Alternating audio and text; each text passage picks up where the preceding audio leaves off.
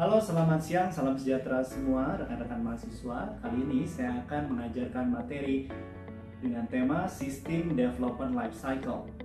Materi ini mengajarkan bagaimana membangun suatu sistem informasi. Jadi konsepnya sama seperti seorang ingin membangun rumah, tentu dia tidak akan langsung membangun rumah begitu saja. Orang tersebut harus merancang sedemikian rupa bentuk rumah dan fungsinya dari rumah yang nantinya akan dibangunnya dan dimilikinya.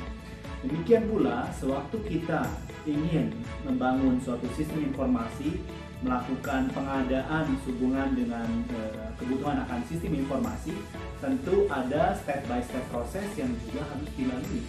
Dan tentu kita akan mendesain atau memodelkan juga sistem informasi tersebut. Nah, langkah-langkah dalam membangun sistem informasi ini kita kenal dengan istilah System Development Life Cycle atau put simply SDLC. Nah, ada banyak sekali metode yang bisa digunakan dalam menjelaskan pengembangan sistem informasi. Salah satu yang tertua dan sudah teruji sejak lama dan sampai sekarang pun masih banyak yang menggunakan, yakni metode waterfall atau waterfall method. Nah, waterfall method ini juga memiliki banyak sekali variasinya, tergantung dari siapa pencetusnya, siapa ilmuwan yang mencetuskannya.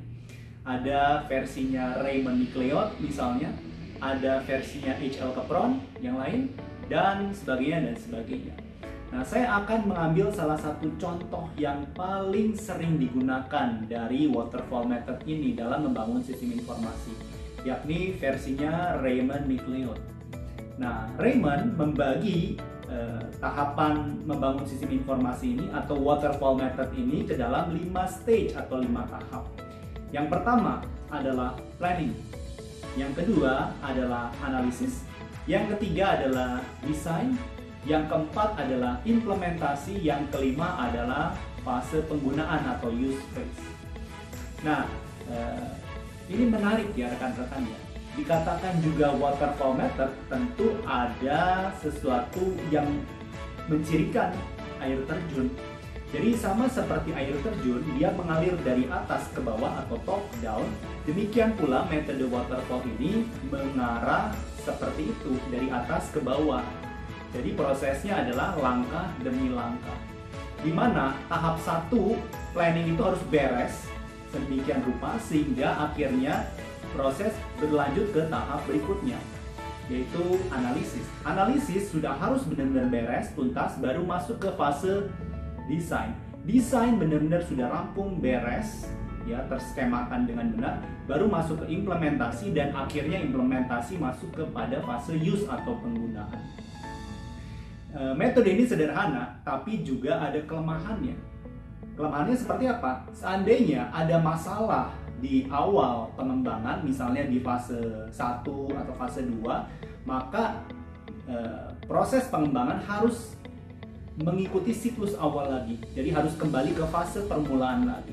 Seandainya dialamati pada fase yang ketiga misalnya, atau pada fase desain misalnya ada masalah, maka siklus harus kembali ke fase yang awal, dan ini akan benar-benar menyita banyak sumber daya karena harus memulai start from the scratch lagi gitu.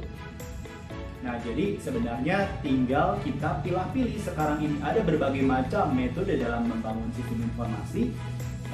Kita bisa pilih-pilih mana yang menurut rekan-rekan cocok untuk situasi dan kondisi tertentu.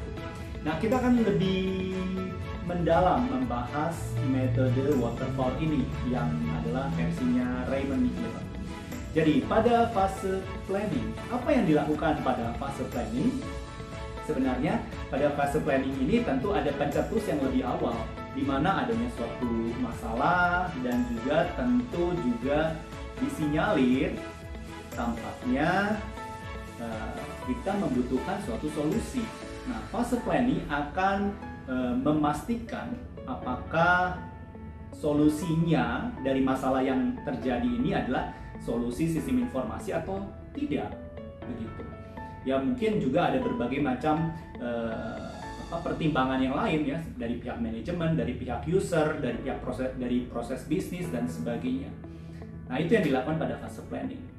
Nah, tentu kita harus mencari tahu lebih dalam ya, apakah memang ini benar-benar solusi yang efektif, yang efisien. Nah, itu dianalisa di fase yang kedua, fase analisis. Nah, seandainya dalam fase analisis ternyata disimpulkan bahwa solusinya memang benar, tidak lain dan tidak bukan adalah membangun sistem informasi, ya, maka fase akan masuk ke tahap berikutnya, yaitu fase desain. Ya, kita akan coba memodelkan sistem informasi yang dimaksud, begitu.